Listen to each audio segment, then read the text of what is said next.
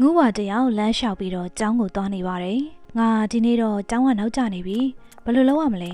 အန်တီသမီးကိုအရှိထိလိုက်ဖို့ပေးလို့ရမလားဟဲ့စင်ရဲ့သမနေ့ပုံစံကိုလည်းကြည့်အောင်နေ့ကငါဘာလို့ရှေ့ထိလိုက်ဖို့ပေးရမှာလဲမပို့နိုင်ပါဘူးတော့မကူညီချင်နေပါအန်တီရဲ့ကျမကိုစင်ရဲတယ်ဆိုပြီးတော့မစော်ကားပါနဲ့လားငါ့ကိုများပြန်ပြောနေသေးတယ်ဘလို့လူမှန်းကိုမသိဘူးဒါငါရဲ့ကျောင်းတက်လားငါရဲ့အတန်းထဲမှာငါစာဘလို့တွေတင်မဲဆိုတာကြည့်ထားလိုက်ဆီယာမတီတာဟာအတန်းထဲကိုဝင်လာပြီးတော့ကလေးတွေကိုပြောပါတယ်ကဲကလေးတို့ဆီယာမမင်းတို့ရဲ့ဆီယာမအစ်စ်ပဲအကြောင်းခန်းထဲမှာဆူဆူညံ့ညံ့နေမလုပ်ရဘူးနော်ဆီယာမမကြိုက်ဘူးဆီယာမကစီကန်းရှိမှကြိုက်တာဆီယာမပြောတာကိုနားမထောင်ရင်နားမထောင်တဲ့လူအရိုက်ခံရမယ်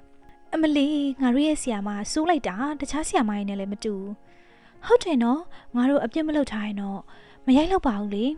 အဲ့ဒီချိန်မှာပဲငူဝါကအခန်းထဲကိုဝင်လာတယ်ဟဲ့အခန်းထဲကိုဘလို့ဝင်လာတာလဲသမီးကဒီတန်းအကြောင်းသူပါအော်နင်းလိုစင်ရဲသားမျိုးကလည်းကြောင်းတက်တယ်လားဗမာလည်းနေရဲ့ကြောင်းဝစ်စုံသမီးစီမှာကြောင်းဝစ်စုံမရှိပါဘူးဆီယာမကြောင်းကိုလာပြီးတော့ကြောင်းဝစ်စုံတာမရှိဘူးပေါ့နင်းကြောင်းဝစ်စုံဝေ့ရမယ်နောက်ကြမှာကြောင်းကိုလာတယ်ဆိုတော့လက်ဖြတ်စမ်းဆီယာမကငူဝါကိုရှိုက်ပြီးတော့နောက်ဆုံးခုံမထိုင်ခိုင်းလိုက်ပါတယ်ဒီကြောင်းသူကိုဒီတိုင်းထားလို့မရအောင်နေ့တိုင်းရိုက်ရမယ်ပြီးတော့ကလေးလေးစီကလည်းပတ်စံတောင်းရမယ်ဟဲ့ဘဘနင်းစီမှာပတ်စံဘလောက်ပါလဲတားမှာ1000ပါတယ်အေးငါ့ကိုပေးစမ်းဘဘဟာဆီယာမကိုလွှဲရိတ်ထဲကပတ်စံပေးလိုက်ပါတယ်ခုံမသွားထိုင်နောက်တစ်ယောက်လာခဲ့တူတူကဆီယာမရှိကိုလာပြီးပတ်စံပေးပါတယ်ဆီယာမဒါဘာလို့ထားလဲမသိဘူးနော်အေးငါတို့စီကပတ်စံတောင်းတော့မှနေမှာဆီယာမကအကြောင်းသူကျောင်းသားတွေအားလုံးစီကနေပတ်စံလေးကိုတောင်းပြီးတော့ငုဟာအလေးရောက်တဲ့အခါဆီယာမသမီးစီမှာပတ်စံမရှိဘူးအေးထင်တယ်နေမှာမရှိဘူးဆိုတာဒီလိုပြောပြီးတော့ဆီယာမကငုဟာရဲ့ခေါင်းကိုဒုံးနဲ့ရိုက်ပြီးတော့အင်ဂျီလေးကိုလည်းပြင်းအောင်လုပ်ခဲ့ပါတယ်ငါခြေထောက်ကိုနှိပ်ပေးစမ်းငါပြောတာကိုတေချာနားထောင်မနေ့ပြန်နင်တို့ရဲ့မိဘတွေနင်တို့ကိုပေးထားတဲ့မုတ်ဖိုးတွေအားလုံးငါစီလာပေးနော်ဒီရဲ့အကြောင်းကိုတခြားသူတွေပြောတာကြားလို့ကတော့နင်တို့10တန်းစာမေးပွဲကိုကြားဖို့ပြင်တာကြပြီးတော့နင်တို့ရဲ့ထမင်းကြိုက်တွေလည်းငါစီယူခဲ့ကျောင်းသူကျောင်းသားတွေကလည်းကြောက်တဲ့အတွက်ကြောင့်ဆီယာမစီကိုထမင်းကြိုက်ယူလာပေးပါတယ်ဆီယာမကလည်းအားရပါးရစားတော့တာပေါ့ဒီလိုနဲ့ညနေကျောင်းဆင်းတဲ့အခါငိုဝါကအိမ်ကိုပြန်လာပါတယ်ငိုဝါကသူ့ရဲ့မိဘတွေနဲ့နေပြီးတော့မိဘတွေကဆင်းရဲတော့သမီးလေးအတွက်ကျောင်းဝတ်ဆောင်လေးတောင်ဝယ်မပေးနိုင်ကြပါဘူးသမီးလေးရဲ့ဝတ်တွေဟာဘာလို့ပြေးနေရလဲသမီးထိုင်ခုံနဲ့ညှိသွားလို့ပါအမေငိုဝါကတွေးနေတာပေါ့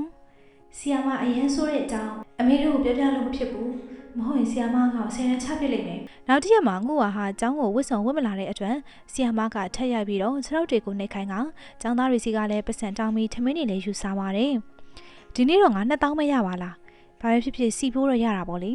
ဆီယာမကနေတိုင်းလို့ကလေးတွေစီကနေပတ်စံနေတောက်တက်ပါတယ်တရက်မှာဆီယာမကငူဝါကိုအခန်းပြင်မောင်းထုတ်လိုက်တာပေါ့ငူဝါဟာလည်းစိတ်ညစ်ညစ်နဲ့ပဲရေကန်ကြီးရှိတဲ့နေရာကိုရောက်တော့ကုန်းပေါ်မှာရွှေငါးလေးတစ်ကောင်ကပါဆက်တဲ့ဒုတ်ချောင်းဝင်ပြီးတော့သွေးတွေထွက်နေတာကိုတွေ့လိုက်ရပါတယ်ငူဝါကတော့ငါးလေးပါဆက်ထဲကဒုတ်ချောင်းကိုထုတ်ပြီးတော့ပဝါနဲ့ဖြဲကငါးလေးရဲ့အနာကိုပတ်တီးစီပေးခဲ့ပါတယ်ငါ့ကိုညီခဲ့လို့ကျေးဇူးပါပဲငူဝါငါကစကားပြောတတ်တယ်ပေါ့ငါမောင်ငါတစ်ကောင်ပါနေကငါဒုက္ခရောက်တာကိုညီပေးခဲ့တယ်ဆိုတော့နင့်ကိုလည်းပြန်ကူညီမယ်ငူဝါကတော့အတန်းထဲကဆိုးရွားလာတဲ့ဆီယာမအကြောင်းကိုပြောပြလိုက်ပါတယ်နေစိတ်မပူနဲ့နင့်ကိုငါလက်အရှိကြီးဖြစ်အောင်လုပ်ပေးမယ်နင့်ဆီယာမနေပညာပြလို့ရပြီမောင်ငါလေးကငူဝါကိုတကိုးတွေတစ်ခုပြီးပေးသွားလိုက်ကနောက်တစ်ရက်အခန်းထဲမှာဆီယာမအိမ်နေတော့ငူဝါကတွေးနေပါတယ်ဒီဆီယာမငါတို့တော်တော်ဒုက္ခပေးခဲ့တာသူ့ကိုပညာပြရမယ်ငူဝါကလက်အရှိကြီးဖြစ်အောင်လုပ်ပြီးတော့ဆီယာမကိုတုံးနဲ့ရိုက်လိုက်ပါတယ်ငါ့ကိုဘသူရိုက်ကြလဲနားတယ်ဘာဖြစ်တာလဲဆီယာမငါ့ကိုတုံးနဲ့ဘသူရိုက်တာလဲပြောသမီးတို့မသိဘူးဆီယာမသမီးတို့ခုံမှာပဲထိုင်နေရကျောင်းသားတွေကပြုံးနေခဲ့ကြပြီးတော့ဆီယာမကလည်းဘသူရိုက်လဲတွေးနေပါတယ်ပြီးတော့ဆီယာမတွေကကျောင်းသူကျောင်းသားတွေစီမှာပတ်စံတောင်းပြန်ပါတယ်ပြီးတော့စာသင်ပုံးမှာလှည့်ပြီးတော့စာရင်းနေချိန်မှာငူဝါကလက်အရှိကြီးနဲ့ပတ်စံလေးကိုယူပြီးအခန်းပြင်ဖြစ်ထုတ်လိုက်ပါတယ်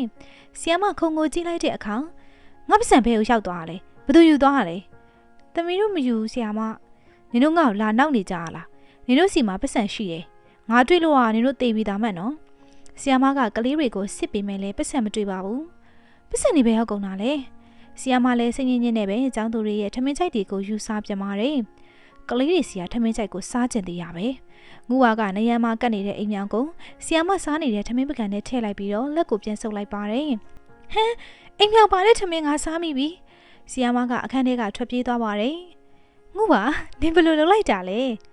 ဲဆီယာမကိုပညာပြဖို့ဒါတွေလုပ်နေတာ 3 ရက်အတွင်းမှာပဲဒီဆီယာမကိုကျောင်းကမောင်းထုတ်ကြမယ်နောက်တစ်ရက်မှာတော့ဆီယာမစားတဲ့နေတော့ငုဝါကသူ့ရဲ့လက်အရှိကြီးနဲ့ဆီယာမရဲ့စပင်းလေးကိုဆွဲလိုက်ပါတယ်ဘယ်သူလောက်ကြလဲ ဘာဖြစ်တာလဲဆီယာမတားတို့ဒီမှာစာရေးနေတယ်လေ ကျောင်းစာတင်ပုံးမှာစာရေးနေတော့ထက်ရိုက်ပြန်ပါတယ်ငါ့ကိုဘယ်သူရိုက်နေရလဲဆီယာမဘာဖြစ်နေရလဲဆီယာမနာမှာဘယ်သူမှမရှိပါဘူးဘယ်သူကဆီယာမကိုရိုက်ရဲမှာလဲအဲ့ဒီချိန်မှာပဲငုဝါကဆီယာမကိုစပင်းလေးဆွဲပြန်နေကလေးတွေကလည်းရှိကုန်တာပေါ့ဘယ်သူတော့ဆီယာမကစာရေးခုံပေါ်မှာထိုင်တော့မဲ့ချိန်ငုဝါကခုံကိုဆွဲလိုက်တော့ဆီယာမလည်းအောက်ကိုပြုတ်ကျသွားပါတယ်ငါခါကျိုးပါပြီ